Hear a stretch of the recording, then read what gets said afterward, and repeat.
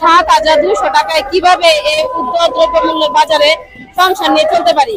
আমাদের স্বামীরা হ্যাঁ ছোটখাটো কিছু করে। আমি সাধারণ নগরলোভী, আমার স্বামী তার অফিসার হবে না, সাধারণ মানুষ।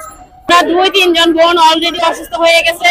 এই 23 দিন যাবৎ রোদে গরমে ধুলা বালিতে খাওয়া না খাওয়া অবস্থা। আমরা ঢাকাতে আসছি, খুব একটা আমাদের যে পরিচর্যা হচ্ছে তা না। আমাদের অলরেডি 3 জন বোন অসুস্থ হয়েছে, ঢাকা মেডিকেলে নেওয়া হয়েছে, স্যালাইন দেওয়া হয়েছে, আপাতত জ্ঞান ফিরছে। আমাদের একটাই দাবি, আপনারা দয়া করে আমাদের কথাটা মেনে নেন, কারণ আমরা গুরুত্বপূর্ণ কাজ করি। আমরা কোনো অযৌক্তিক দাবি চাচ্ছি না। যতদিন না আমাদের দাবি না মানে আমরা রাজপথ ছাড়বো না।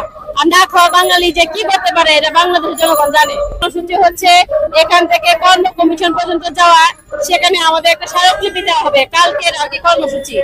আর আমরা এখনো চাচ্ছি, আমরা শিক্ষিত জাতি, আমরা নম্র ভদ্রভাবে এখানে অবস্থান করতেছি, আমাদের দাবি জানাচ্ছি।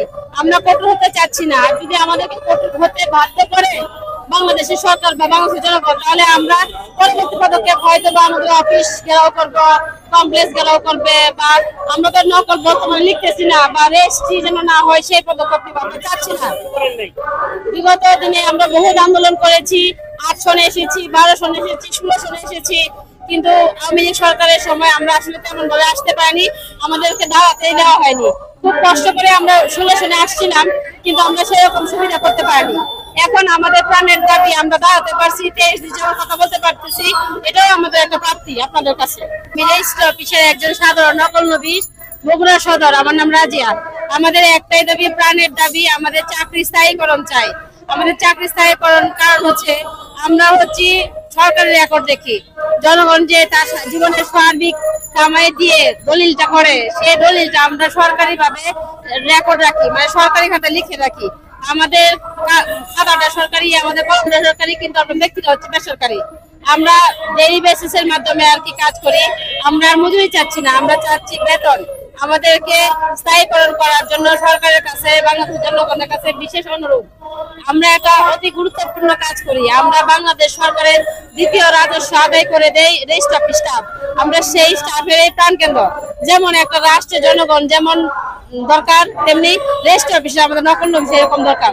আমরা একটা দলিলের A to Z কাজ আমরা করি, সাব রেজিস্ট্রার সাহেব শুধু দলিলটা সিগনেচার করে গ্রহণ করেন, আর যাবতীয় সংস্থায় যা আছে সব আমরা নকললোভীরা করি। বালাম, জাবেদা, ইনভেস্টমেন্ট, এনওসি যা আছে সব আমরাই করি। সরকারের কাছে, বাংলাদেশের জনগণের কাছে একটাই দাবি, আমাদের চাকরি যেন স্থায়ীকরণ করা হয়।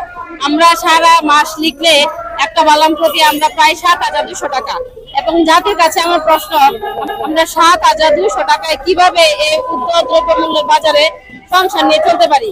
আমাদের স্বামীরা হ্যাঁ ছোটখাটো কিছু করে। আমি সাধারণ নগরলোভী, আমার স্বামী তার অফিসার হবে না, সাধারণ মানুষ।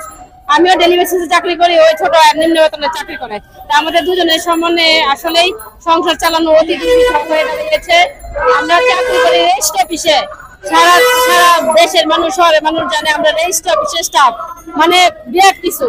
আসলে আমরা দিন শেষে নিজের বাজার করবো, সেই টাকাটুকু আমরা পাই না।